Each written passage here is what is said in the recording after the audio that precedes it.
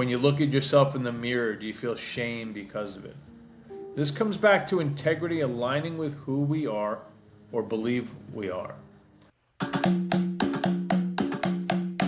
This is the Douglas Robbins Show. Welcome back to the program, everyone. Really glad you're here. Something I wanted to speak on for a while, and that is the idea, integrity. Now, we're all works in progress. I understand that. But let's get at the word integrity, because it matters. It matters to have personal integrity. The words we have must have integrity. Our actions must have integrity. Let me read you the definition. It might surprise you. Integrity generally means having strong moral principles and consistently being honest, even when no one is watching. That's the key.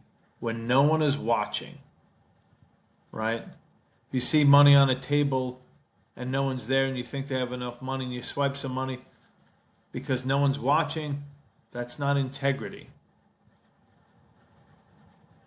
All right, leaving the money there and saying that's not mine, that is integrity. So let me read it. Having strong moral principles and consistently being honest even when no one is watching. But more importantly, let me read this next part. It is derived from the Latin word integer, which means whole or complete, reflecting a state where your actions and core values perfectly align. So it's important to remember that our words have meaning.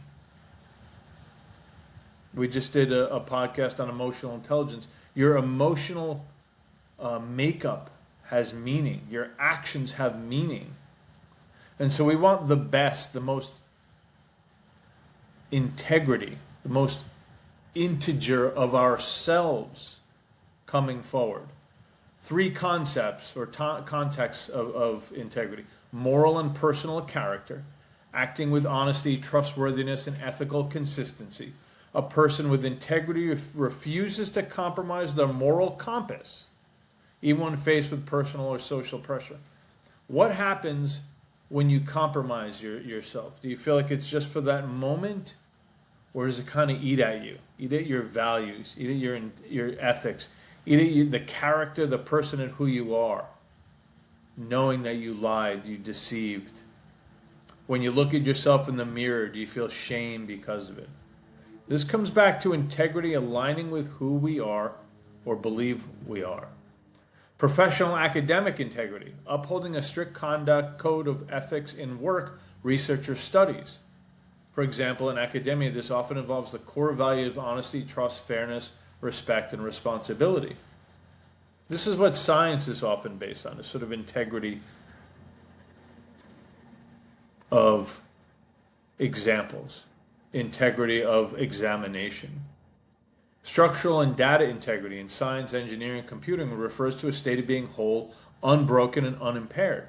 For example, a building's structural integrity or database's integrity means the system is intact and functioning properly.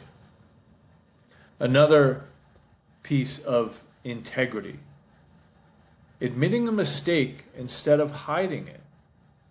I've been guilty of hiding things in the past and hurting someone close to me. Doesn't feel good, right? Because I was afraid of getting caught. I lied.